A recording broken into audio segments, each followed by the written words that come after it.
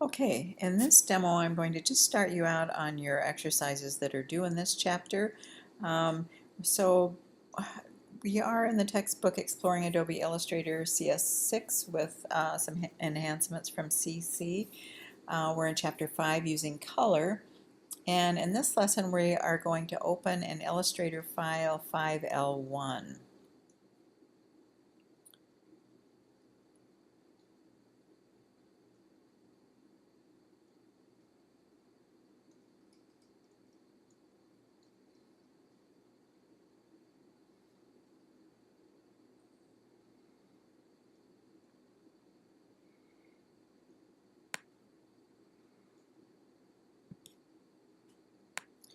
All right, just getting it a little more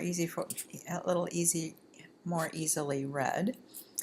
So now that we've got it open, we are going to verify that our workspace is set to Essentials. So if you go up here on your application bar and click on this down-facing arrows, you'll see that it indeed is set to Essentials. And if you've got a messy artboard from a previous project, you can always do a Reset Essentials, and that will put everything back where it belongs. All right, now we're going to go to View and Fit All in Window.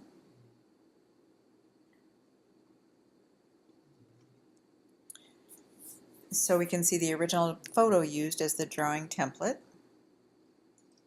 Then we're going to expand the Layers panel by clicking on the icon in the dock at the right side. In the Layers panel, we're going to unhide the lady layer to view the drawing in grayscale. And so this is the lady layer. We want to unhide it, so we're going to click here where the eyeball typically is, showing us that that's how to create or how to open the layer or make it visible. Now we're going to go to View and Outline, just right at the top, to see how the image is constructed with numerous paths and shapes. And it's kind of hard to tell what this visual is visible, so I'm just going to shut that off for a minute so you can see that. We're going to go to View Preview again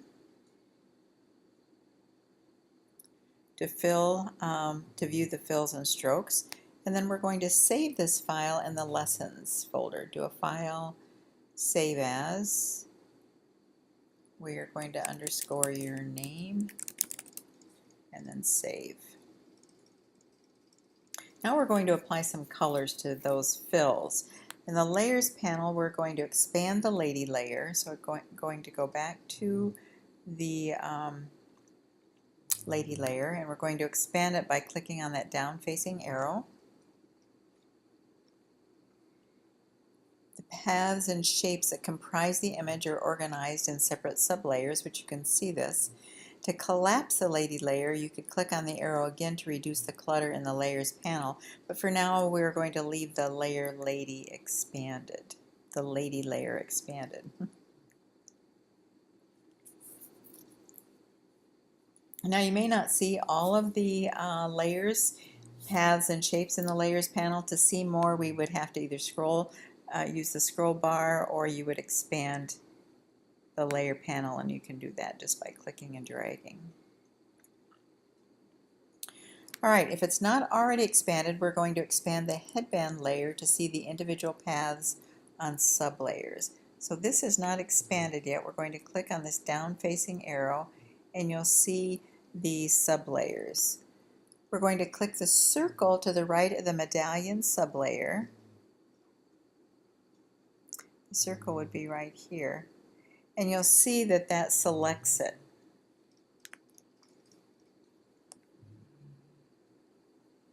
A colored section box appears in this column, which you'll see this blue.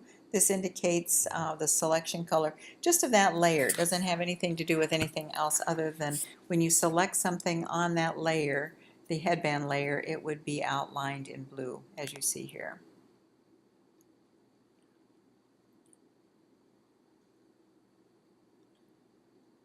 Now, using the color picker, we're going to choose a new color for the medallion. Double-click on the fill box in the Tools panel to open up the color picker. Oh, I'm sorry, that's the panel. Tool box is over here. You want to bring that to the foreground, and you're supposed to double-click on that to bring up the color picker.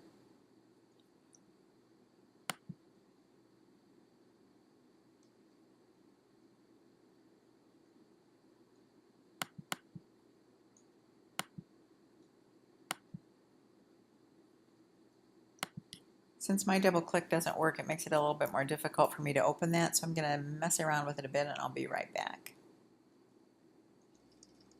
Okay, I'm back. Sorry for the delay. We are using the color picker, or hopefully you are using the color picker. I was not able to access it, so we're supposed to have the medallion selected, and I'm going to close this out. And then what you're going to do next is double click on either the fill color or the or if not on the fill color, you can go up to the swatches panel and double click on the fill color there. And for all normal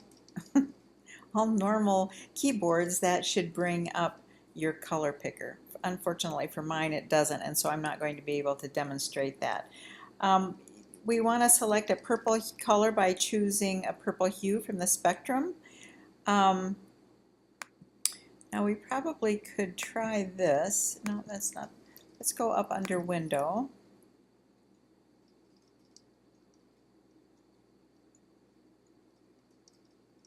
And we could pick the spectrum here, a purple color. I can. Again, you should be looking at a window very similar to this that is identified as color picker. I could not, in a reasonable period of time, find another way to access the picker other than double clicking, so I'm not going to demo that for right now. But we're going to select a purple color, and let's see, that looks a little bit more purple over here in this spectrum. By choosing a purple hue from the spectrum and then adjusting the saturation and brightness of the levels in the color box to the left, which you will be able to do. Here is the hue, saturation, and brightness. This is the R, red, green, and blue if we're working with an RGB color mode. And then this is CMYK, cyan, magenta, yellow, and black that they're identifying. And you can fill in each one of those boxes with a value and change your color accordingly. You can also, if you have a color book or looking for a pre-mixed ink that you can't mix with one of these, like a Pantone color, for example, you can fill in a Pantone number here and it will pull it up on the color picker as well. So we are going to, I've just changed the color of the medallion. Now we are going to use the same color for the mask. So using the selection tool, we're going to click on the mask to select it. And then we are going to choose the eyedropper tool in the Tools panel, which is I. We'll bring you the eyedropper tool. And then you can place the eyedropper tool over the purple medallion. Click. It takes a sample of the color, and since you also have that mask selected, we'll also color the mask for you as well.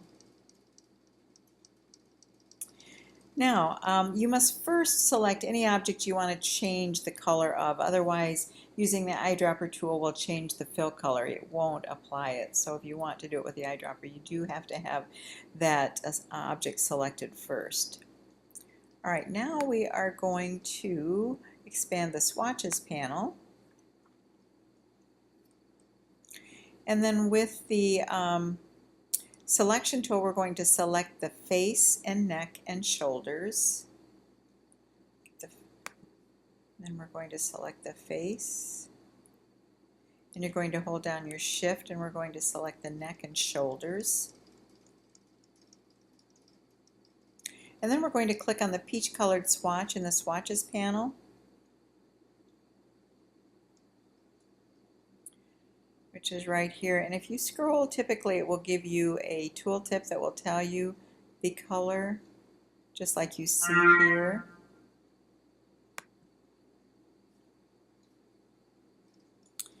And then in the Layers panel, we're going to do a Command or Control S first to save our work.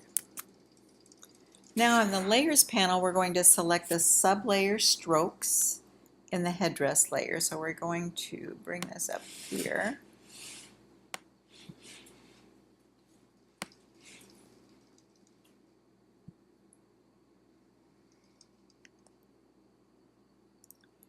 And we are going to look for the Headdress layer, which we're on, and we're going to look for the Sublayer Strokes.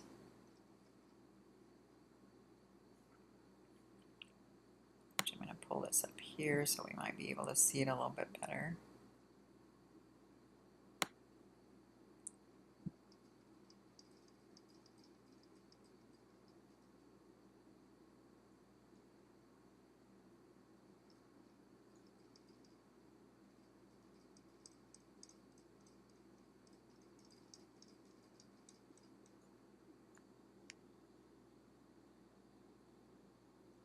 Right now we have the strokes selected.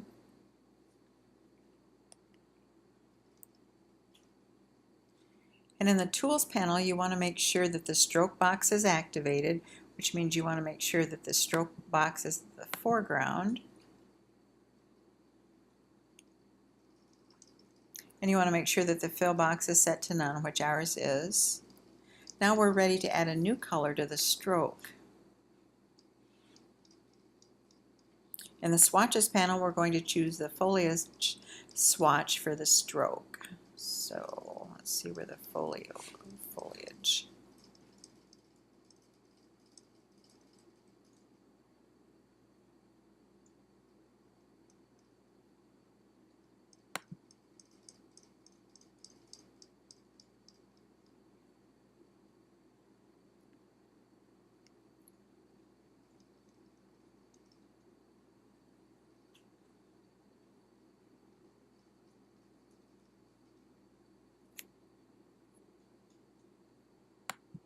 I'm not sure which one that is, but I'm going to assume it's green. So, and I'm not getting my quick keys, my themes, my tooltips. So we're going to go with that.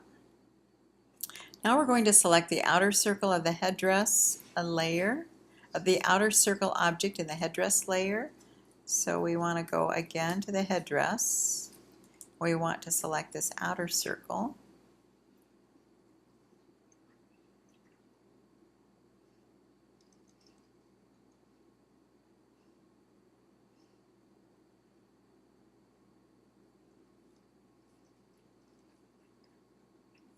The hair color, I accidentally selected that or changed that color, so I'm going to do a Command Z to see how far back I did that.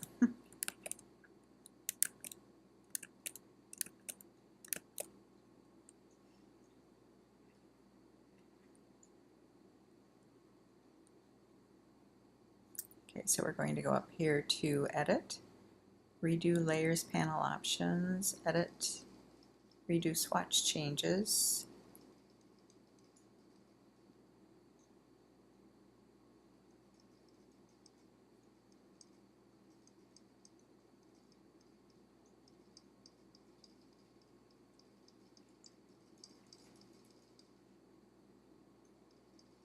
All right, we're almost there. I guess maybe I didn't change that color. Maybe your hair was always gray. I thought I accidentally changed it. All right, so we're going to select the outer circle again and set the stroke to none, which it already is, and then we're going to click on the fill color in the Tools panel to activate it. We're going to choose the Pompadour swatch in the Swatches panel, which I have no idea what the Pompadour swatch is since I'm not getting the tooltips. I'll look down here to see if I can find an image.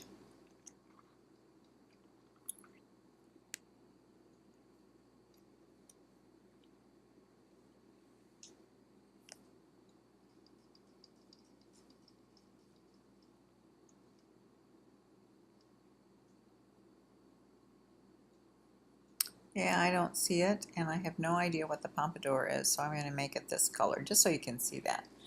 All right, the rest of this I'm going to have you finish out on your own.